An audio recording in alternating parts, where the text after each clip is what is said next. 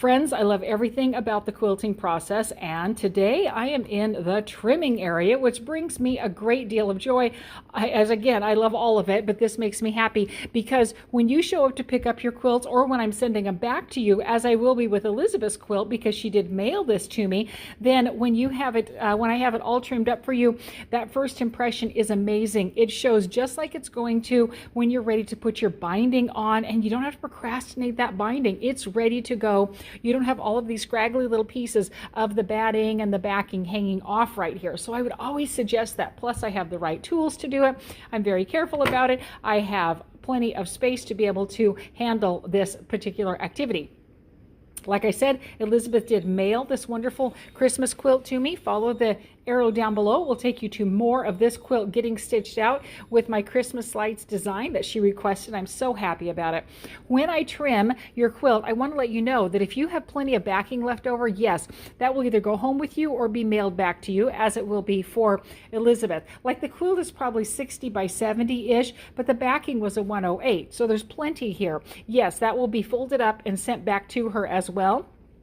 If there's small pieces, that will just be in the scrap bag, unless for some reason that you say that you want that. Now, what I'm going to do is line up my ruler with a line on the inside of the quilt someplace. Right along here is what I'm using at this point, and then along here this extra edge is going to get cut off, so that all the way around I have a 4-inch border in this case. You're going to want a nice wide rotary cutter when you're doing a large cut. Small rotary cutters are great for small cuts, like applique, moving around small areas. I'm going to straighten this up, and I'm going to maneuver the quilt so that it fits right along that line right there. And then I'm going to take a nice deep swath all the way across right here with my wide rotary cutter. And then you always want to make sure you have a nice strong blade and lock it in between each time. You just never know when you're going to have an issue with your rotary cutter. So you do want to be closing that in between each one. Like I say, you're going to have a beautiful quilt all trimmed up and ready to go.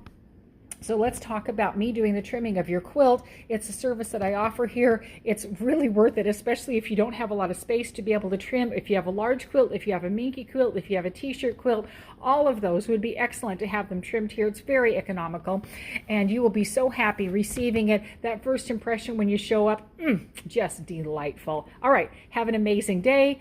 Follow the arrow down below. You will be seeing more of this quilt stitch. Follow on Facebook and Instagram, where you will be seeing pictures of this quilt, which is a wonderful way to be able to see all of the aspects that the quilt has to offer.